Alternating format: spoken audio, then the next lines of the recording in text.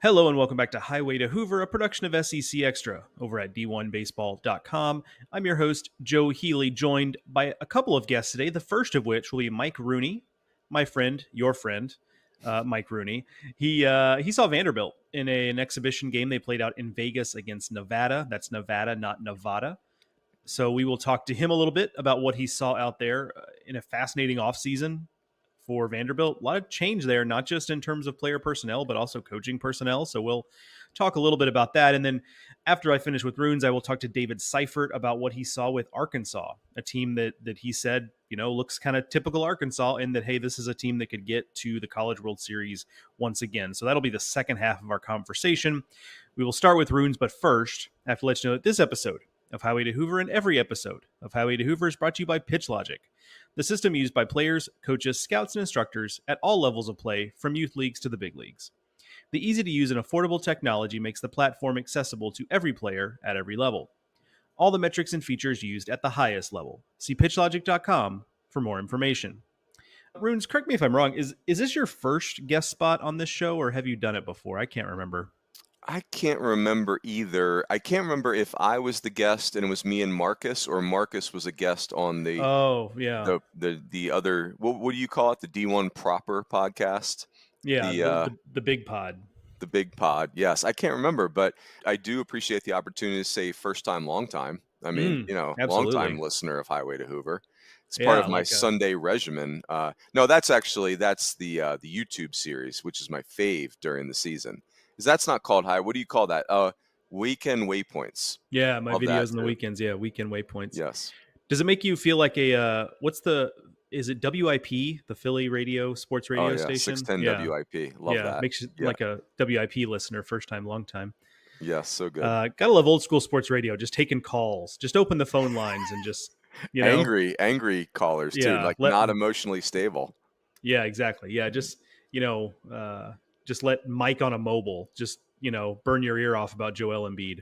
Sidelight, Coach Healy, just not to cut you off, but one of our assistant coaches at Arizona State, who will go unnamed, but if he listens, he will laugh out loud, used to he was an East Coaster like me, and he would, so we're in Phoenix, he would shut the door to his office sometimes, and he would call the Phoenix sports radio station and do like an angry East Coast caller for fun and for venting. He had a call name, not his real name, but right. that cracked me up that he would, when I saw him shut the door, I really enjoyed that. Look, I mean, we all have ways that we like to deal with stress in our lives and blow off steam, and good for him that he found a bit of an outlet for himself. Amen. That's good for him. Let's talk a little bit Vanderbilt, shall we, Runes? Like I mentioned, you saw them out in Vegas. They played Nevada. And remind me, Runes, was it last fall or 2 falls ago they were in Vegas? They did something similar to this? Yeah, 2 falls ago they went to Vegas and they played Arizona State. And, I there's so much I love about the Vandy program. I've long admired Tim Corbin, like the coach admirer in me. I really think highly of Tim Corbin. And this is unique. Now, again, you got to have a program that's got the means to do this. But the short answer to your question is they came out 2 years ago, played Arizona State. Now, they had to play them at CSN, College of Southern Nevada, which is, it's the nicest junior college facility I've ever set my eyes upon. But still, like this year was at the AAA ballpark, Las Vegas ballpark, which is just drop dead gorgeous. I mean, so it's cool though. Like hopefully I'm not talking out of school, but I shall. One of the funny things, Corbs and Maggie Corbin are such an integral part of this whole thing, and they make it a trip. So Corbs does not want to go into the season, and no one's had been on a plane before for a baseball trip, and we're going to go through the exercise. I think Corbs has a very military approach to like everyone's going to be prepared for everything they're going to see. And on the itinerary for Saturday night, it said they were going to do a hike and then a tour of the Hoover Dam, when in fact they were going to a UFC fight with like their own set off area and like really like a big league experience. And Corbs apparently is a huge UFC fan. So I don't it's corny, I know, but like I think that's really cool that they take a road trip like that. That has a real like kind of spring feel to it. Yeah, Mark and I talked about this on an episode of the show, how common it's become for SEC schools to do something like this. And not all of them Yeah. are as intense as this in terms of getting on a plane and going across the country, but you've got them playing in places like Pensacola, and South Carolina is going down to Charleston to play a game. So I think there's just, to your point, there's just a lot to be gained by even little things like having to room with a teammate, and Yeah. having to deal with that, and how to not act like an idiot on the road, just because you're Yes. away from home, right? You're an 18-year-old kid who maybe hasn't had team trips like this all that much, and how to not make an ass of yourself. Like, I think there's value in stuff like that. So yeah, Amen. not surprised that they've taken advantage of it. Um, well, let me just start it broad for you then, Runes. What top line things that you took away from seeing Vanderbilt with your own eyes? Yeah, I thought, yeah, it's hard. I'll try to be concise in my words, but like first thing that jumped out at me, which was not what I anticipated as being my big takeaway, was the addition of Jason King and Ty Blankmeyer to this coaching staff really stood out to me. And like I want to be clear, I think Mike Baxter and Tyler Shoemaker are awesome coaches, like really, really excellent coaches. But like they're very much. I think they're not. I don't want to label them yes men. That's too pejorative. But like Mike Baxter, like was one of Corbs's guy all the way through. It was almost like me working for a Coach Murphy. So Ty Blankmeyer, is the son of a Hall of Famer, and Jason King is kind of like a Hall of Fame coach in his own right. And they're both have kind of like that East Coast, you know, uh, they're cocksure, like they're very sure of themselves, very confident. And I think this staff will really challenge themselves in a very positive way. Like, do they respect each other? That's very clear. Like Jason King, Ty Blankmeyer have incredible respect for Tim Corbin. That hasn't changed at all.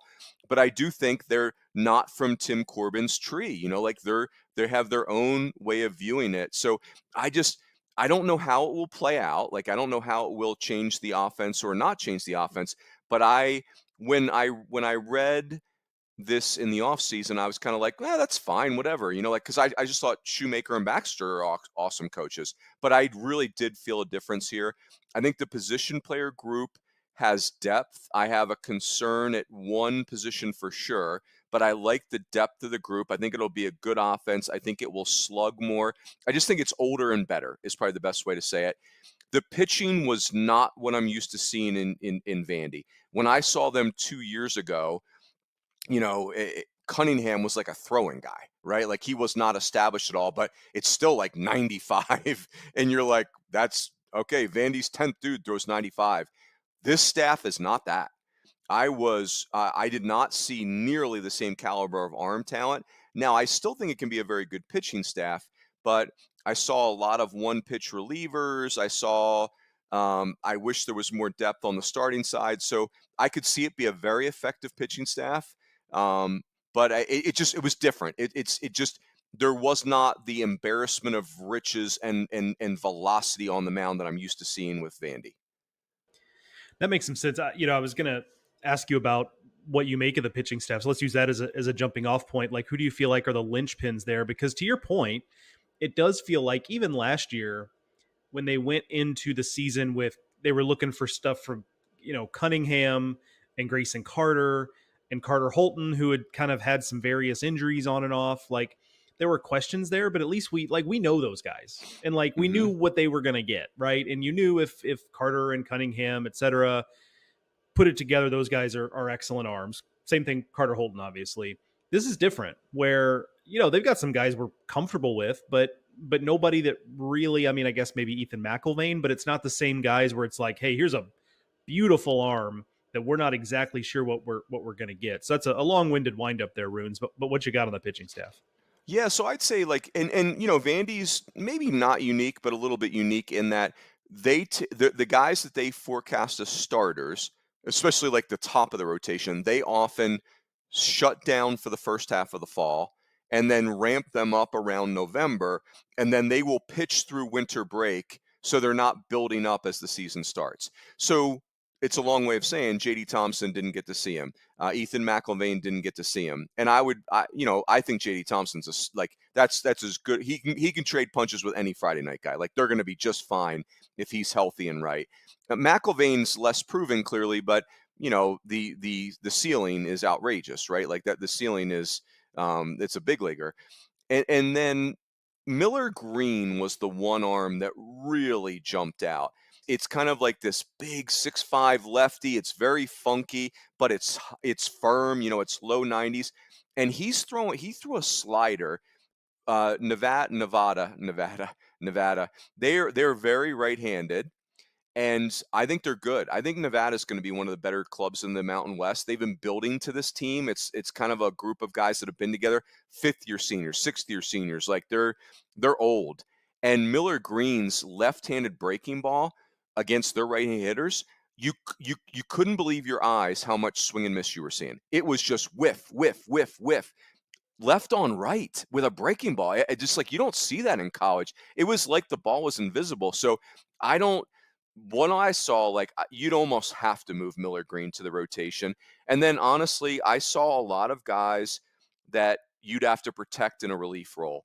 I saw a lot of breaking balls, and they were fine, but you're not going 10 to 12 hitters with those guys.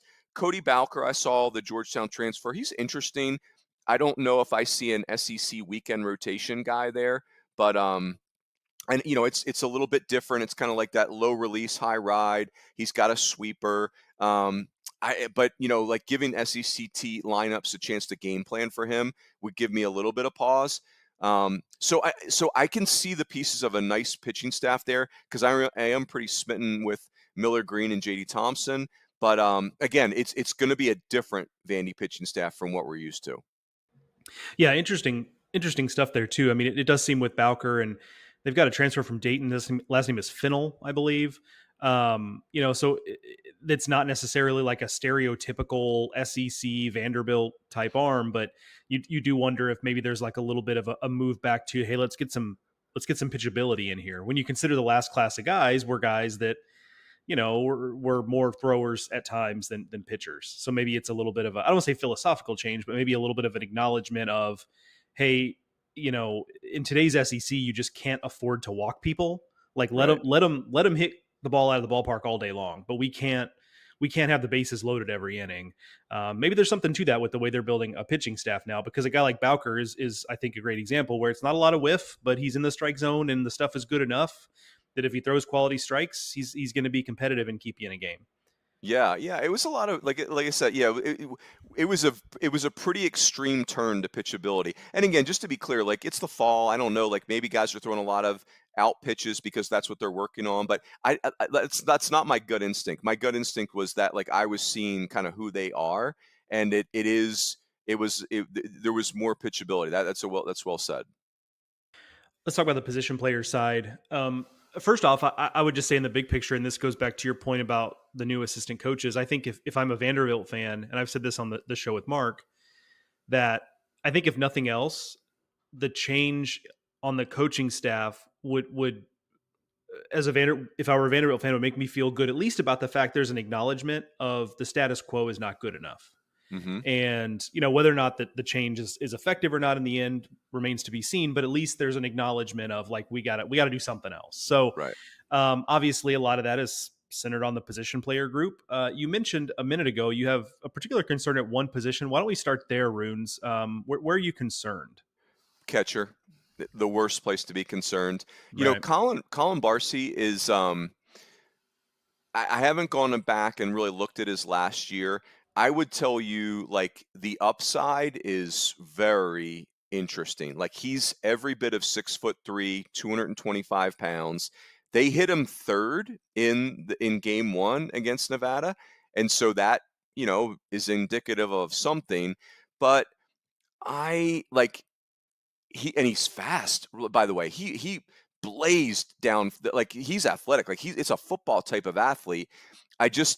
I saw he mishit balls all day. I might have just seen a bad day, but it was just a lot of mishits. And then, catching wise, Nevada ran a decent amount, and he shows tremendous arm strength, but it was kind of like not very accurate. And he's a bigger catcher, so unfairly, I presume that the receiving is maybe not going to be elite. I don't know. It's hard. I find it very hard to evaluate receiving in a short, a snapshot like that. And then there's Mac Rose behind him. He struggled in the look I got, and then they have two freshmen. It just felt like a position very inexperienced, and like I just didn't see obvious answers. What I saw is Barcy's got to work. Like if it doesn't work, we got a huge problem. Now that said, if he's the guy, he's very very talented. Like it's a big time arm. Yeah, I think you made a good point in our internal chat at D1 Baseball about the catching situation there, where it feels like maybe that because of Barzy in particular, the ceiling has maybe raised a little bit at the position above where it was. When we were looking at Espinal there, and the other name is escaping me here. Bulger caught a little Bulger, bit. Jack Bulger is the guy I was thinking. Bulger and Espinal, like you kind of knew what you were going to get there for better or worse, and now it's like, well, there maybe is something here with Barzy, but maybe there's also a little bit more risk involved there Yeah, because there was value in knowing what you had, particularly with Espinal last year. right. Yeah, I'd agree with that. I think their position player group is excellent. Like I really liked the group, but Colin Barcy's a real key. It's got to work. Yeah. Elsewhere, position player wise, my critique of the team last year was that it felt like they had like 6 or 7 second basemen they were trying to put all around the field. I think maybe that, just looking at the names at least, look like maybe that's a little better distributed now. But tell me what you thought, Runes, about the position player group in general, and also where there might be optimism about, hey, this might actually be a lineup that's a little more physical and able to keep up in the SEC offensively. Yeah, for sure. I didn't see a lineup that is going to be top five in the country in home runs, which I feel like if you're in the SEC and you're not top five in the country in home runs, you feel behind, which Right. I think Right. is unfair. And Vandy, I don't think could do that anyway, because I don't think their park plays as friendly to hitters as the other ones. But I think they're going to slug significantly more. And I don't think they sacrificed a ton defensively. And I think they'll be able to run too. So I think we're all very enamored with power and the necessity for power in the SEC, and Vandy is not going to check that box. They're going to slug more than last year, but they're not. You're not going to look at them and say that's a top 5 SEC slugging team. But again, they're like Barcy's a great example. Like he could hit 10 home runs accidentally, and I do think Jonathan Vastine being healthy and back, that was a huge get back for him. He solidifies shortstop. The player you couldn't stop thinking about when you left there was Brody Johnston. Like I think he feels like I was trying to think of a comp for him, but he felt like kind of an infield version of Ethan Petrie to me, where it's just like very like there's no tension in his game. He's strong as an ox, like it is country strong.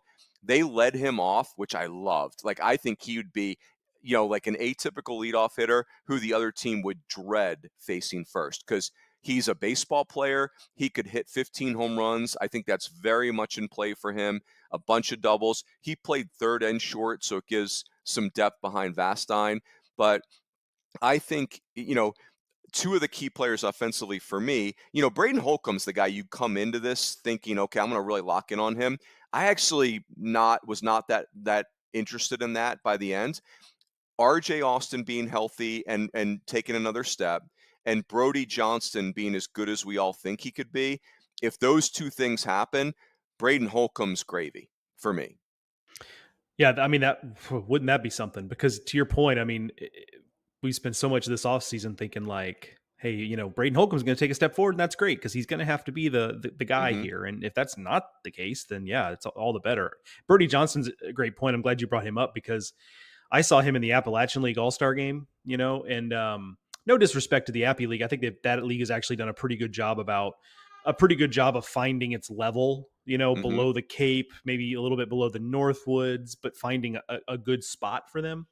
But I saw him in the All-Star game and I was just like, what is he doing here? Like he's Right. just so beyond these guys. And Right. that's, and he's facing 22-year-old pitchers. It's not like it's a bunch of incoming freshmen like him. He's facing guys who play on good teams and aren't as talented as he is, but are pretty experienced, and he just made it look pretty easy. So a lot of excitement about him, understandably. So it sounds like he's been that way this entire fall, from as far as I can tell, anyway. Yeah, and I'd say like Johnston, this is going to sound like me taking a shot at Holcomb. I don't mean it this way. I still think he's important to them, but his game, Brody Johnston's game is significantly more mature and it's more winnable today than Holcomb. Holcomb still, what I saw that day is still very much wild card. Now, again, I'm telling you, Joe, this is a mountain of a man. Like seeing Holcomb up close and personal, I couldn't believe it. Like he's listed at 6'4", 253. He's every ounce of that. Like it is imposing, and he's got some baseball skill. But like Brody Johnson looks ready to go like right now. Like he's ready to win today's game. Braden Holcomb, you're going to still have to live with some things. His defense is, it's good, it's not good. His at bats, they're good, they're not good. But again, there's a highly impactful player. But as I go through the lineup, Joe, it's like, hey, Mike Mancini batting second. I like him. I don't know. Is it going to translate to the SEC? But his numbers from JMU are very good. And then they hit Holcomb fourth. Jaden Davis, barrel after barrel after barrel. I'd prefer him to DH than play second base. But Jaden Davis is a hit collector. And then Chris Malnado's healthy. And he's like your 7 or 8 hole hitter. And like, that's just like this sneaky veteran at the bottom of the order that's going to run into some doubles, and he's a real key. And then they've got the Kobe Croft kid from USC Upstate, who I think did hit 20 home runs last year, and they've got David Mendez from Dayton, who they seem to really like. He hit ninth. So again, there's RJ Austin. I didn't even list, like he didn't play that day. So this position player group I think can be very, very good. Yeah, and then of course there's the question of what do you do defensively with RJ Austin, which is a compliment to him, right? Because he's a very good athlete with very good feel for the game. You could kind of put him wherever, and that's obviously a good problem to have, but is kind of something that they will have to grapple with come the spring. And I know those in the professional scouting community also interested to see where he ends up in the spring defensively, but obviously a wild card there as well. Yeah, center field is that's the vibe you're getting, that they're going to put him in center. They have a surplus of infielders, and that was the other kind of whisper around the program was, does Mancini have to go to the outfield? Because, like JD Rogers is very talented. He's been around, but he's never been the everyday guy. So does he go to the outfield? Is Mendez going to be able to play? So they really do have too many infielders and not enough outfielders. So I think that, but I feel like RJ Austin's going to play center field, and they're going to just let him, kind of settle in there and get after it. Certainly a lot to look forward to with Vanderbilt the rest of this fall and into the spring and next season. I would be lying, Runes, if I told you I had any idea what it's going to end with. I mean, the floor is still really high, so let me be clear about that. Yes. But in terms of the ceiling for this team, I would believe just about anything. So I'm glad no one's holding our feet to the fire on that right now, because I really have no idea how I'd answer that. Yeah, I'm with you. Like, I don't like, if the other day somebody made me put the SEC teams into 3 tiers, and I did not put Vandy in tier 1, which felt very uncomfortable. Like, I'm just used to like penciling them into tier 1, but like, it's so funny, right? Tier 2 of the SEC means, oh yeah, sure, you could easily go to Omaha. Right? It's like, Yes. like Omaha. Yeah. Omaha is not a long shot. That's 100% on the table, and that's what I feel about Vandy. Like, it's I like their team. I like this team. If they lose in a home regional, I would be surprised. That would be a surprise to me. I like this team. But again, like the pitching's got to come together. Bargie's got to be the answer at catcher. And, like you just hate to have Gattas. I think every team does. But yeah, I like this is them being in Omaha won't surprise me. Yeah, it seems like that's a good way to cap this conversation, because it feels like a good summary of where Vanderbilt is they're not the belle of the ball in terms of talent in this version of the SEC anymore, but the talent is still such that to just write, as some people have tried to be quick to do, just writing them off as being competitive at the top of the sport also is foolish. So it seems like that's a good way to to encapsulate it there is that wouldn't be surprised if they're in Omaha, but not exactly sure what to make of it because there are some question marks here and there. So good stuff, Mike Rooney. Appreciate you joining us today on the Highway to Hoover podcast. Whether this is your first or second time, I don't think we really decided. I think you sub hosted for me one time, I think is what maybe that could be. One time I had a cold or something and could hardly speak. So I think that was maybe what it was. But either way, Runes, I appreciate you joining us in chatting Vanderbilt baseball. Always a pleasure, Coach Healy, and Nevada, not Nevada. That's correct. Nevada, not Nevada. Absolutely. Thank you. That is going to do it for the first half of this episode of Highway to Hoover, a production of SEC Extra at d1baseball.com. We're going to take a quick break, and when we come back, I'm going to talk with David Seifert about what he saw in his look at Arkansas in their 2-game fall exhibition against Oklahoma State, a blockbuster as far as fall games go. So looking forward to talking to Seif about the spectacle that was there and also what he saw from the Razorbacks. So hold tight. All right. Thank you once again to Mike Rooney for joining us to talk a little bit about what he saw with Vanderbilt a couple weeks ago. We are now going to move on to our I think his title that Runes gives him is the Director of Credibility at D1 Baseball, but officially he's the Director of College Scouting for Prep Baseball and D1Baseball.com. Happy to have him on the podcast today to talk about Arkansas. He saw them in a blockbuster fall game as far as fall games go against Oklahoma State. Doesn't get a whole lot better than that in the fall. We're going to talk about the Arkansas side of it today. It should also be noted, because it's rare the time when I can give Seif this kind of intro. He is an alum of a school that is now ranked 20th in football in the AP poll. Illinois football, folks, is ranked in the AP poll. Like that's a pretty rare. I don't know what years you were in school there, Seif. It was the Mike White era, the Ron Turner era. Like I'm not sure when it was, but no matter what time you were at Illinois, the football probably wasn't particularly good. Oh, come on now. Mike White, that year was really good. There's a lot of junior college kids from California, but they were good. Maybe Tony Eason. Rose Bowl in 83. Rose Bowl in 83, I should say. Big Ten title in 83. Peach Bowl in 85. I have the Wikipedia up, so I've got all this. I don't just have this offhand. John Makovic was a good coach. I got 4 years in a row going to a bowl under John Makovic. So I undersold it. You're right. Yeah, you undersold it. And then I forgot the coach after all that. He was before Lovey, but then we had our years of Lovey, which weren't good, and a few years after Lovey, which weren't good either. But now we're in good hands. Belima, he's the man, so we're in good hands now. Yeah, Brett Bielema doing God's work there. But you're right. Like really, since that Sugar Bowl with Ron Turner in 2001, I think Kurt Kittner was the quarterback on that team. Yeah. Since then, it's been a little rough, but they're coming back around. You love to see it. Let's get to the task at hand here, Seif. You saw Arkansas. For those who have not read it, Seif did a fantastic fall report on Arkansas. It's on the site now. Please go read that if you're interested. I think the most notable thing about it, Seif, is that the standard at Arkansas is Omaha, and you came away thinking like, "Hey, this is an Omaha caliber team once again." If I were to have you drill down just in a couple of paragraphs why you think why it's an Omaha team, what would you say? Well, I think they're very balanced. I mean, obviously they have their usual just unbelievable pitching. It may be better now than ever. And I hate to say that with Hagen Smith no longer there, but man, they just have arm after arm, and there's velocity, but there's also like a secondary pitch, a third pitch, and they have control, command, whatever you want to call it. It's deep. They have starters, they have relievers, they have back end. So they have that.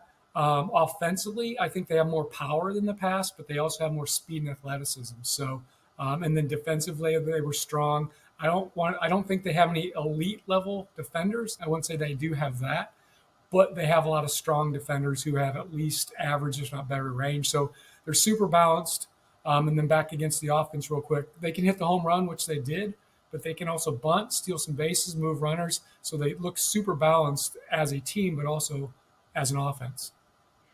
Let's start with the pitching specifically because how could we not, given what you alluded to, the pitching just being out of this world again. I guess first off, specifically, is there any pitcher in college baseball that you would take over Gabe Gackle right now? Not even just from a professional evaluation standpoint. I just mean like you need to win a game on Friday. Are you going with anybody other than Gackle at this point? I think him or Tyler Bremner from UC Santa Barbara. I mean, those are the two guys because they know they both are upper 90s. It's both guys, it's electric. Both guys, they have 3-4 pitchers they're just pounding the zone with, and they're good pitches, not just like, hey, it's above average, But these are Gackle's a guy with 3 swing and miss pitches. His heater's electric, 97, 98. He's got 2 breaking balls. Hate to say the changeup is a work in progress, but it's just the weakest of his 4. But it's still a good pitch. So I mean, anytime you're leading off with that guy, you're doing something right. And then he's got several guys behind him that are going to be pretty good too. Yeah, I feel a little bit robbed, Seif, because that the scuttlebutt I had heard around Arkansas was that if they had advanced out of that regional and gone to a super, they would have just put Gackle in the rotation, just have him let it eat behind Hagen Smith, and like I would have loved to have seen that in a super regional. So I feel a little bit robbed, but I'm excited to see what he does next spring, obviously. But behind him, I mean, it's a pretty good pitching staff when 2 things are true. That Landon Beidelshees is like maybe the Sunday guy, right? And then second is that this isn't what they have now, and what you saw doesn't include Hunter Dietz, obviously a guy who came in with almost as much buzz as Gackle as a freshman, Colin Fisher, who had some good experience from last year, and Aiden Jimenez, a transfer from Oregon State. Those guys are all coming back from injury and should pitch at some point in 2025. So the depth here, to your point, is almost impressive as just the top line talent for me. Without a doubt. I mean, I don't wish injury upon anybody, but they have the depth, the top end depth to pretty much withstand, a guy or 2 going down for sure. And as good as I was a big fan of Tigert and Molina last year, but just replacing those 2, they have just so many weapons with, I can just start with Zach Root, the transfer from East Carolina. I mean, he's not going to – I mean, he throws low 90s, so he has a good fastball, but he has 3 secondaries that are even better than his fastball, curveball being the best of the 3. Cole Gibbler, I walked away super impressed with. He's only a freshman, but just wait. I guess I am in the business of predicting first rounders, but I mean, if you're looking for a potential first rounder in 2 years, Gibbler just reeks of that. They also have a freshman righty, Lance. I think it's Lance Davis. Sorry, there's so many names that they have. That's it. You got it.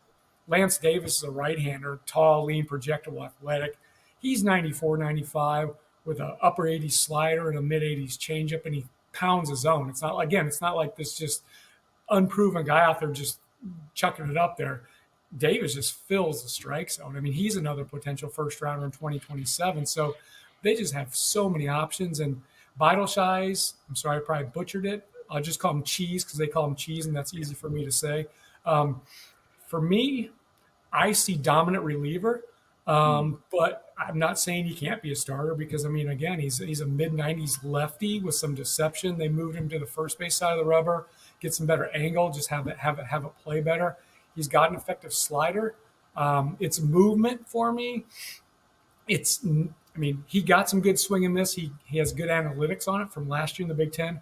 I'm not sure how that's going to play out in the SEC, but he still has 2 pitches. And then Gage Wood, I've always been impressed with Gage Wood. And he's kind of like the unsung hero, right? But like he struck out 56 in 40 innings last year, and I think he only walked like 8 or 9 guys. Yeah. He's got a power from mid-90s fastball. He's got big depth on his breaking ball. I mean, I don't know, like what he needs. He's efficient. He threw 36 pitches and 2 shutout innings. So, I mean, and he's like, he'd say he's their 4 starter, but he's kind of right there right now. So, yeah, it's just crazy. Yeah, that's what around Arkansas, somebody had told me. I just mentioned like, okay, so is it just like, Gackle, Root, and Beidelshees on day 1, and you just know what you got? And that person told me like, don't overlook Gage Wood. Like he's in this, And we both know that for DVH, you're not going to play if you strike out, and you're not going to play if you don't throw strikes on the mound. Absolutely. And Gage Wood is going to play because he just fills the zone, and he is going to get his innings. And you just look at his career. I mean, the guy had just unreal career numbers too, just like Gackle, but Wood has done it for 2 years. So he's kind of the unsung hero, but man, big fan of Gage Wood. Yeah, agreed. Let's flip to the position player side real quick. Because you mentioned you think there's maybe a little more of a dynamic element to this lineup, I'm going to ask you about a few specific guys. One is Brent Iredale, a JUCO transfer originally from Australia. Seems like just as a side note, seems like a bumper crop of Aussies in college baseball. Obviously, Bazana last year is chief among them, but I feel like I see an Aussie on every 3rd roster I look at. So interesting stuff there. But what did you take away from seeing Iredale in person?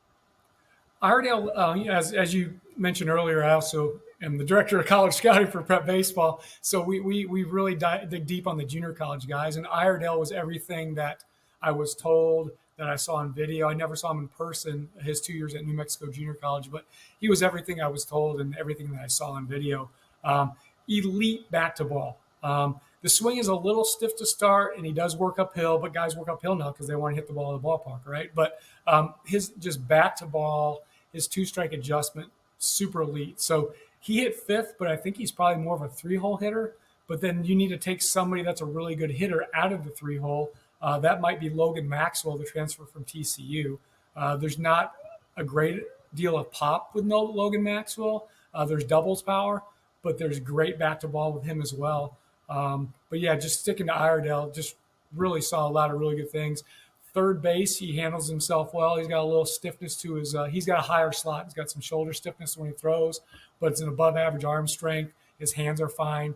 He'll be able to stay there in college. I'm not sure if he really fits there at the next level, which he is a next level hitter. But he'll find that position at the next level. But I think for Arkansas, he's an everyday third baseman. You mentioned Maxwell. It's actually somebody else I was going to ask you about. I mean, is it possible I'm underrating his impact for the team? Because I saw him when he committed to Arkansas from TCU is just, okay. Like, it's a nice veteran outfielder. But everything I've seen online and from your fall report suggests, like, no, this is a guy that they're going to be looking at hitting in the middle of the order. So am I underrating the impact you think he could have in this lineup? I don't maybe think you're underrating like him and his stats, what he's done, but I think we all might be underrating what he can, just the stability he's going to provide to Arkansas. As you know, last year when Diggs went down early and just played through his injury. That's why we'll probably talk about Diggs more. But like Kendall Diggs is a career 300 hitter or a 300 hitter in college, and he only hit like 230 last year, but he was hurt. But Maxwell just kind of like, he is that three-hole hitter, security blanket. You know what he's going to do. He's done it every year, and he just kind of lets the other lineup settle around him. So I just really think maybe, I hate to say we're underrating him, but that he just gives that security to that lineup. Yeah, it feels like a guy, if first inning, the first two guys get out pretty quick, you just need somebody to go up there and put a good at-bat together, like the perfect three-hole guy with 2 outs and nobody on, just to make a guy work and see pitches. Yeah, I'm with you there. Let's talk about Diggs. Tell me what you think about him as a potential, now that he's healthy, presumably, him as a bounce-back candidate and just like almost like a luxury piece for Arkansas, because they probably didn't think they'd have him back this year, I have to imagine. Oh, I'm sure going into the year they did think he'd be back because he was a top 5-round prospect. He's a little light on the power for maybe his position, but he's bat to ball, great makeup. I remember seeing him. It was COVID summer back in Kansas City at the Midwest Scout Association All-Star Game. He played third base, again, high school senior. He took a bad hop off his mouth, off his face. He went down. They walked him off. He was back the next inning in the game. So what he did last year, playing through his shoulder pain, the last, 80% of the season, I guess he get hurt in week 2 or 3. What he did last year, that wasn't unexpected. I mean, he is just that tough a kid. And I think going into the season, everybody has seen that high respect, and he's just going to post great numbers as a fourth-year junior. I guess maybe he's a true senior, but again, just the veteran leadership from him, and I don't think they really have that very often because they're great players there, usually after their junior year high in the draft. So I'm a huge fan of Diggs. Gives you a little bit of everything: defense, offense, bat to ball, some power, and again, just the 80 grade makeup. Are you buying the strides we saw from Ryder Helfrich on the Cape as something that he can continue into 2025? That is a great question. I really wanted to talk to Aloy first, but no, I'm just okay. Kidding. I'm just kidding. I'm totally kidding. You asked about Helfrich. As a freshman, let's just say Helfrich unimpressed with the swing and miss. He's got the bazooka arm. He can receive really well. He's athletic. He's strong. He's everything you're looking for. But man, just a bunch of swing and miss. So fast forward to the Cape this past summer. You were there too. There's still some swing and miss. He's really cut it down. He's a little bit better on the breaking ball and he can survive now. Whereas last year, I don't think he just didn't survive against the breaking ball. I think he got better this summer. He can survive. He tied, he had 11 home runs in the Cape this summer, which tied for the league lead. So it is survivable. And he did walk a few times against Oklahoma State. So there is progress. There's definite progress. I think he eventually puts it all together. But if he can just put it together at a level like, hey, he's going to hit 7th and hit 15 home runs and strike out just maybe 25% of the time and hit 250, that's a good player because his defense is that good. And yeah, I do believe he can do that. Yes. Yeah, I mean, at a bare minimum, he's strong enough. He's going to run into a ball, Yes. And it should be said, he had 11 home runs and he played for Brewster, which is not. There are some parks in the Cape where you look at the home run numbers and you're like, but Right. Brewster is not one of those places. Right. So to me, if we're sitting here, is he going to be a breakout guy? Hits 320 with 20 home runs, and I don't think that's in the cards for him this year. I hope it is because I love the player. Sure. I just don't think that's realistic, but I do think it's realistic for him to, again, hit 250, hit 15 home runs, and cut down the strikeout rate and just be an above average all the way around type of player. Yes. Last thing on him too, better athlete than I thought. Like when I saw him run, very good athlete. Yes. Yeah. So I mean, that's something else he has going for him there as well. You mentioned Vahiva Aloy, Seif. What do you got there? What do you like about him? I can tell you're excited about him. Yeah, always liked him. Always could hit. Always had bat speed and bat strength. Drive the ball out. Better to his pull side, but he does use all fields. But he made a jump for me just visually with his actions, his polish. He's always had enough arm strength to stay at shortstop. I just didn't know if he had the actions, the range, things like that. But he's really cleaned it up. I mean, he really worked hard, did what he had to do, and he looks like a bona fide everyday shortstop that will play shortstop at the next level. So for me, he took himself from maybe the third round as an offensive guy who's going to switch to second to, hey, I'd consider him late 1, early 2. Obviously, we're a long ways away from the draft, but that's kind of the projection he's taking. He was super impressive. I mean, he was hitting the ball 113 miles per hour on singles. I think he had 110 mile per hour double. But yes, Aloy is exciting. He'll be one of the stars in college baseball this year. I want to also ask you about Charles Davalon, transfer from Florida Gulf Coast.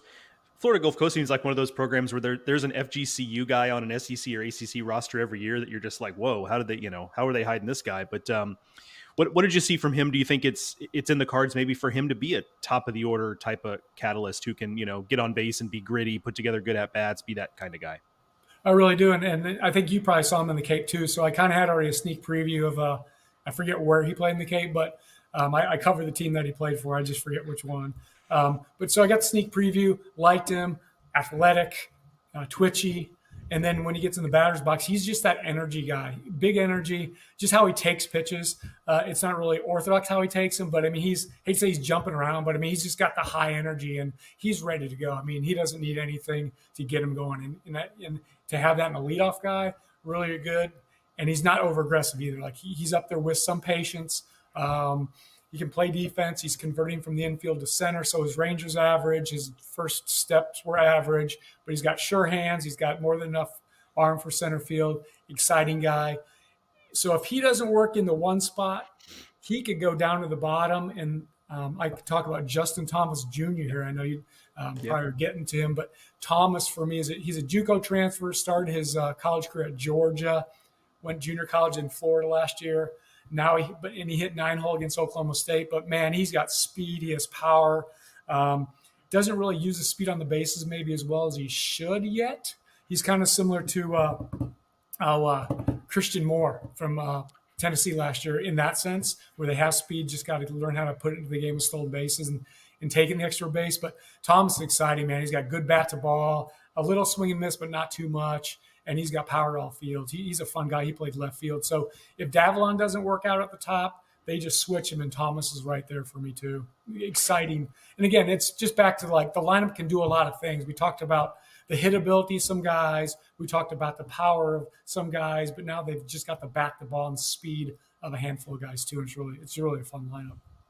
Yeah, Georgia was disappointed to lose Justin Thomas. Like that was not a guy that they necessarily wanted in the coaching change. They wanted to lose, but obviously he went a different route, and now Arkansas gets to reap that benefit. To wrap here, Seif, anybody else on the position player side? I mean, there's obviously Cam Kojal is a guy of note. I know they've got some transfers, Rocco Pepe, Carson Bowles, guys like that. Just kind of empty the notebook on us if you've got somebody else that you feel like I haven't asked you about that we need to touch on to tell the story of Arkansas right now.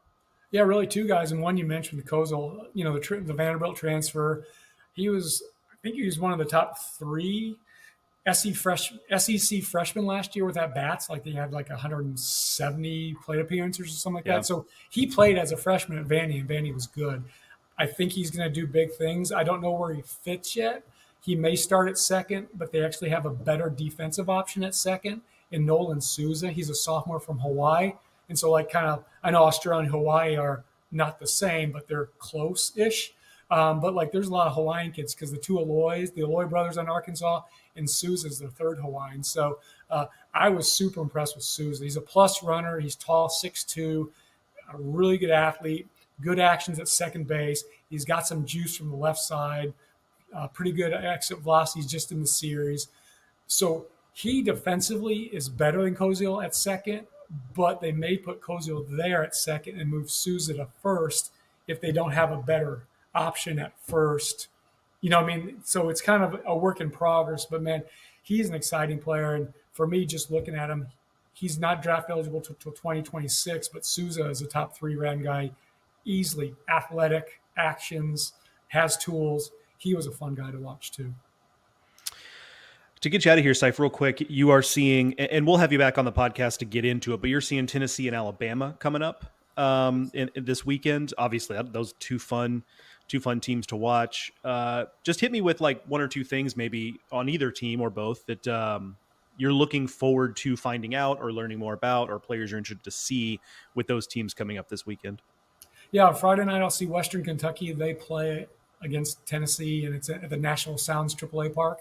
So that'll be fun. And I really just want to see all the progress because they always do. It's in Kentucky. Tennessee is a player development machine, especially with everything, but especially their strength and conditioning. So it's always fun there to go every fall and see who just got big already and faster, and stronger and everything else. And I want to see Keelan, yeah. Keelan, thank you. The Louisville transfer. I want to see Andrew Fisher. I know it's his third school in 3 years, but I want to see what I've seen him before, but I just want to hear. He's got a lot of buzz this fall as well. The big arms they brought in. Help me with the Kennesaw State transfer. Tanner Franklin. Thank you. Yeah, so, they just have they have the 4-year portal transfers. They got a couple of junior college guys coming in. So for me, I just love seeing Tennessee every fall because you see their freshmen that are always good, and you see these 4-year guys that are always improved already, and then the JUCO guys that they bring in as well that are special. And kind of the same with Alabama. There's kind of been a little, out. Some guys leave, other guys brought in, and just want to see all the new faces for them as well. But they play at Florida State Saturday at noon, so that'll be a really good matchup as well. Yeah, that'll be a heck of a lot of fun there. So follow David Seifert if you haven't already done so on social media. He's always good about putting some video out there and some evaluations out there to give you some nuggets about the teams that he's seeing. So make sure you're doing that, and he'll have requisite fall reports after that on some of the teams that he sees. So keep an eye out for those. Always does an extremely good job with those fall reports because he does them a little bit differently than someone like me or Aaron or Kendall does them because he's got a different perspective, which I love. I love that our fall reports are not just all the same cookie cutter all the way down the line. So stay tuned for that as well. Seif, I appreciate you taking some time for us and getting us caught up on Arkansas. Yeah, thanks for having me on, Joe. Appreciate it. That's going to do it for this edition of Highway to Hoover, a production of SEC Extra over at d1baseball.com. Thank you to Pitch Logic for sponsoring this and every episode of the Highway to Hoover podcast. Thank you to Mike Rooney and David Seifert for joining us. And thank you, the listener, for listening. We'll talk to y'all soon.